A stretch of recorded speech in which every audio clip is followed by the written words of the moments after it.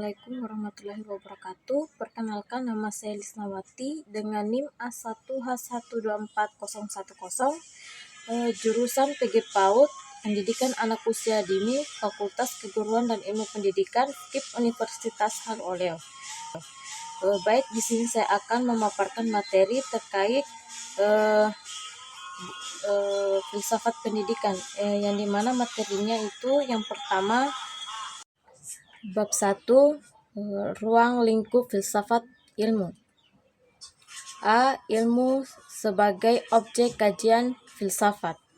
Objek material adalah sesuatu dijadikan sasaran penyelidikan, seperti tubuh manusia adalah objek material ilmu kedokteran. Adapun objek formal adalah seperti pendekatan induktif dan edukatif. B. Pengertian filsafat ilmu. Filsafat ilmu adalah cabang filsafat yang mempelajari dasar-dasar, metode, dan implikasi ilmu pengetahuan. 1. Filsafat dan hikmah. Filsafat dan hikmah adalah dua konsep yang sering berhubungan, tetapi memiliki fokus dan konteks yang berbeda. Yang dimana filsafat berasal dari bahasa Yunani philosophia, yang berarti cinta kebijaksanaan. Filsafat adalah upaya rasional, sistematis, dan kritis untuk memahami realitas pengetahuan, etika, dan eksistensi manusia, yang dimana ciri-cirinya yaitu rasional, universal, kritis, dan abstrak. Hikmah berasal dari bahasa Arab hikmah, yang berarti kebijaksanaan atau pemahaman yang mendalam. Dalam konteks Islam, hikmah sering dikaitkan dengan pemahaman yang mendalam tentang kebenaran dan kehendakan Allah yang diperoleh melalui wahyu, pengalaman, atau refleksi. Ciri-cirinya yaitu berakal pada merak dan spiritual, praksis terpadu, inspiratif, dan yang lainnya. 2. Ilmu adalah kumpulan pengetahuan yang terorganisasi, disusun berdasarkan metode ilmiah. Ilmu bertujuan untuk memahami alam, manusia, dan kehidupan secara rasional, objektif, dan dapat diuji. Ciri-ciri ilmu. 1. Sistematis. Ilmu disusun secara teratur dan mengikuti pola tertentu. 2. Logis. Ilmu berdasarkan penalaran yang masuk akal. 3. Empiris. Berdasarkan fakta dan data yang dapat diamati atau diuji. 4. Objektif. Tidak dipengaruhi oleh pandangan pribadi atau subjektivitas. 3. Tujuan filsafat ilmu. Mendalami unsur-unsur pokok ilmu sehingga secara menyeluruh kita dapat memahami sumber, hakikat, dan tujuan. Memahami sejarah pertumbuhan dan perkembangan ilmu di berbagai bidang. Mempertegas bahwa dalam persoalan sumber dan tujuan antar ilmu agama tidak ada perintangan. Bab 2. Sejarah perkembangan ilmu. Landasan ilmu pada zaman Yunani. Filsafat Yunani.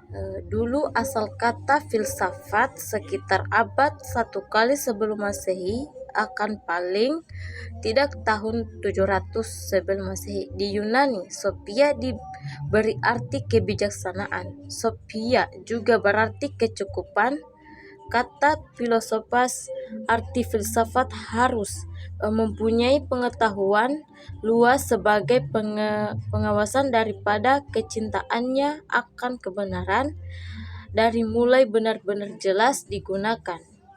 Logika Aristoteles berdasarkan pada analisis bahasa yang disebut silogisme. Pada dasarnya silogisme terdiri dari 3 premis. Semua akan mati, premis mayor, Sokrates seorang manusia, premis minor, dan Sokrates akan mati, konklusi. Zaman Islam. Sejak awal kelahirannya, Islam sudah memberikan penghargaan yang begitu besar kepada ilmu, sebagaimana sudah diketahui bahwa Nabi Muhammad SAW ketika diutus oleh Rasul sebagai masyarakat yang terbelakang di mana paganisme tumbuh menjadi sebuah identitas yang melekat pada masyarakat Arab. Masa itu kemudian Islam datang menawarkan cahaya penerang yang mengubah masyarakat Arab Sahiliyah menjadi masyarakat berumur dan beradab. Zaman Renaissance dan modern. 1. Masa Renaissance. Abad ke-15 sampai 16 Masehi merupakan era sejarah yang penuh dengan kemajuan dan perubahan yang mengandung arti bagi perkembangan ilmu. Zaman yang menyaksikan tantangan gunakan reformasi terhadap supremasi. 2. Masa modern, abad 17 sampai 19 Masehi. Perlu diketahui bahwa pada zaman modern ini terjadi revolusi industri di Inggris sebagai akibat peralihan masyarakat industri modern dan perdagangan maju. Pada abad Muah, Samuel Walt menemukan penghasil tekstur terbesar, kemudian diikuti oleh Amerika Serikat dan Jepang menjadi negara industri. Zaman kontemporer. Pada zaman kontemporer, ilmu pengetahuan berkembang pesat dengan berbagai bidang yang lebih spesifik dan aplikatif. Beberapa contoh perkembangan ilmu di zaman kontemporer meliputi 1. Santri dan priyayi, menggambarkan transformasi sosial budaya terutama dalam konteks masyarakat yang integrasikan nilai-nilai tradisional dengan modernitas. 2. Teknologi rekayasa genetika. Ilmu ini memfokuskan pada modifikasi gen untuk tujuan medis, pertanian, dan industri seperti pengembangan tanaman transgenetik atau terapi gen. 3. Teknologi informasi.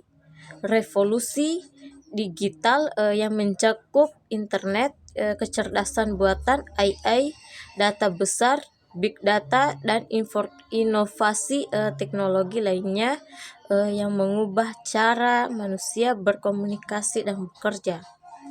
4. Teori partikel.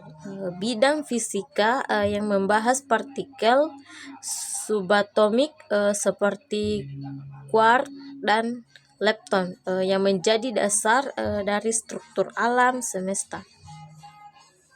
Bab 3. Pengetahuan dan ukuran kebenaran. Jenis pengetahuan menurut Baharudin Salam mengemukakan bahwa pengetahuan yang dimiliki manusia ada 4, yaitu pertama pengetahuan biasa, yakni pengetahuan yang dalam filsafat dikatakan dengan istilah common sense, karena seseorang memiliki sesuatu di mana ia menerima secara baik Kedua, pengetahuan ilmu, yakni ilmu sebagai terjemahan dari Skenze. Ketiga, pengetahuan filsafat, yaitu pengetahuan yang diperoleh dari pemikiran yang bersifat kontemplatif dan spekulatif. Keempat, pengetahuan agama, yakni pengetahuan yang diperoleh dari Tuhan lewat para utusannya. Perbedaan pengetahuan dan ilmu pengetahuan. Keputusan informasi atau pemahaman yang diperoleh seseorang melalui pengalaman, pengamatan atau pembelajaran. Bisa bersifat subjektif dan tidak selalu memiliki dasar ilmiah. Contoh, pengetahuan tentang adat istiadat suatu daerah atau cara memasak yang diwariskan secara turun-temurun. Ilmu adalah pengetahuan yang telah terorganisasi secara sistematik melalui metode ilmiah dan bersifat objektif, dapat diuji dan didukung oleh data atau fakta. Contoh, ilmu fisika, biologi, atau sosiologi yang memiliki teori dan konsep berdasarkan penelitian. Hubungan keduanya, pengetahuan adalah dasar bagi ilmu. Ilmu merupakan pengetahuan yang telah disaring dan diuji secara sistematis sehingga dapat dijadikan panduan atau dasar pengambilan keputusan. Hakikat dan sumber pengetahuan. Hakikat pengetahuan. Realisme adalah pendekatan yang berfokus pada kenyataan sebagaimana adanya. Pendukung realisme cenderung menerima fakta dan kondisi dunia dengan apa adanya, tanpa memperindah atau mengubah aspek yang sulit. Idealisme adalah pendekatan yang menekankan pada gagasan, nilai, dan tujuan yang tinggi, seringkali mengacu pada kesempurnaan yang ingin dicapai. Sumber pengetahuan. Empirisme menekankan bahwa pengetahuan berasal dari pengalaman inderawi, eksperimen, dan interaksi langsung dengan dunia nyata.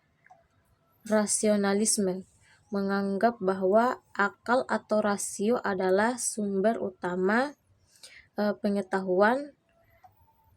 Pengetahuan yang benar bisa diperoleh melalui pemikiran logis tanpa bertanggung pada pengalaman inderawi. Intuisi sumber pengetahuan yang datang secara langsung tanpa melalui proses logika atau pengalaman. Empiris, intuisi sering dikaitkan dengan perasaan atau firasat. Wahyu, yang berasal dari Tuhan atau sumber, biasanya melalui kitab suci Allah, pengalaman spiritual.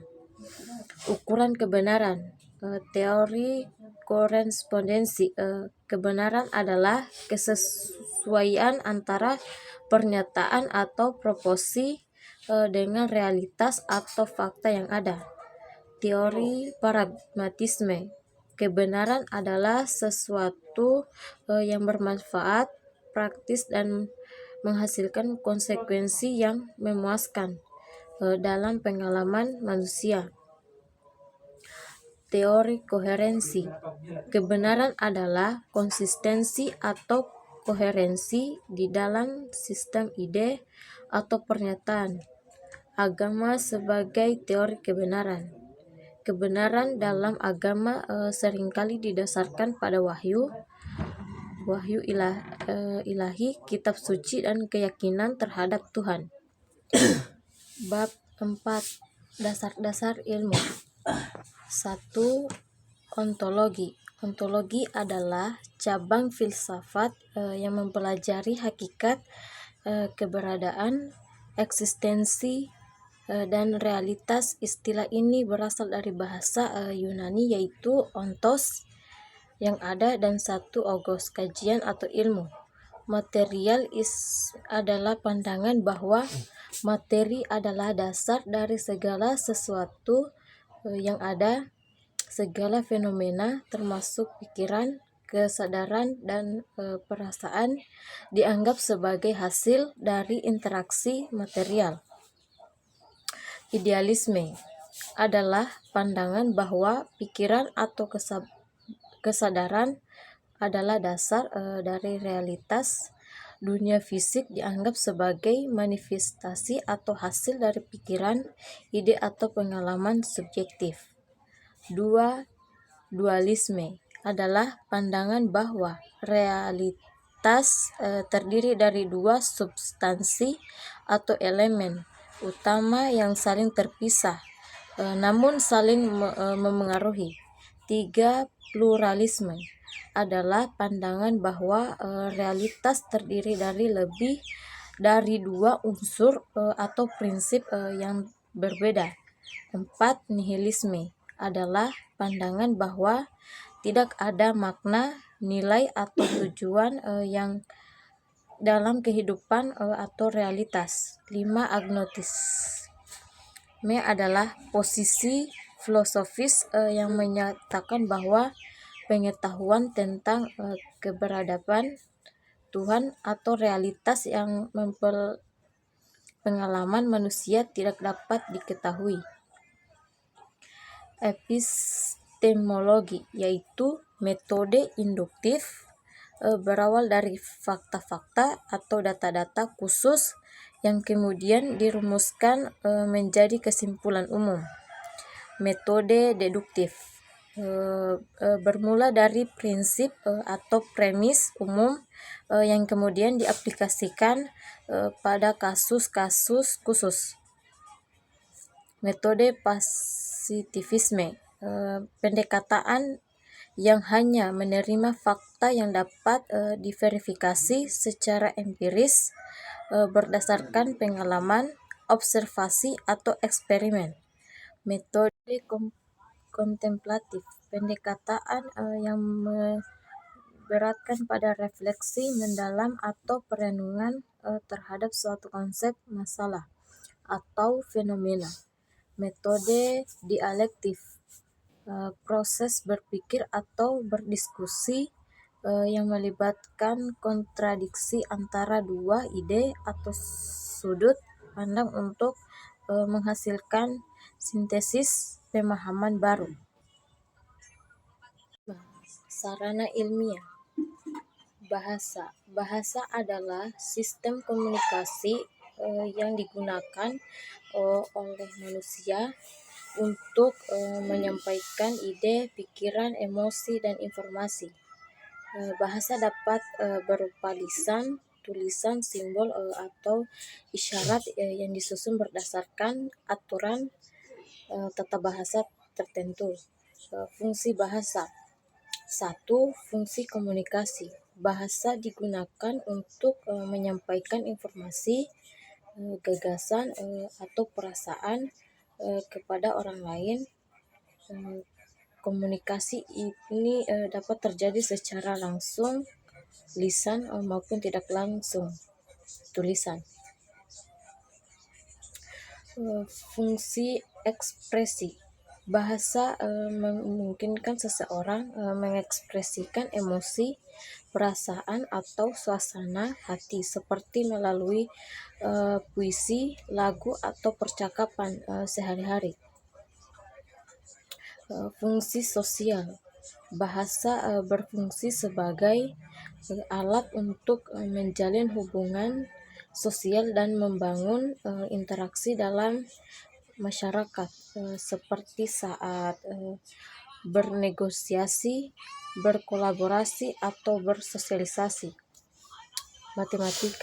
Matematika sebagai bahasa. Matematika sering disebut sebagai bahasa universal karena memiliki struktur simbolik dan aturan yang konsisten yang memungkinkan manusia untuk menggambarkan, menganalisis, dan memahami fenomena di dunia nyata. Matematika sebagai sarana berpikir deduktif. Berpikir deduktif adalah proses menarik kesimpulan dari premis atau asumsi yang telah diketahui sebelumnya berdasarkan aturan logika. Dalam matematika, berpikir deduktif adalah dasar utama untuk membangun pengetahuan. Statistik adalah cabang ilmu yang berhubungan dengan pengumpulan, penganalisan, analisis, interpretasi, dan penyajian data. Statistik digunakan untuk memahami fenomena berdasarkan data, membuat keputusan dan terinformasi, serta memprediksi atau memodelkan pola.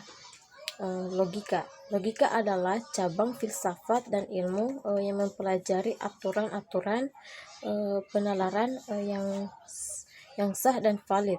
Tujuan dan logika adalah untuk memahami prinsip-prinsip yang memungkinkan kita menarik kesimpulan yang benar dan premis-premis yang diberikan.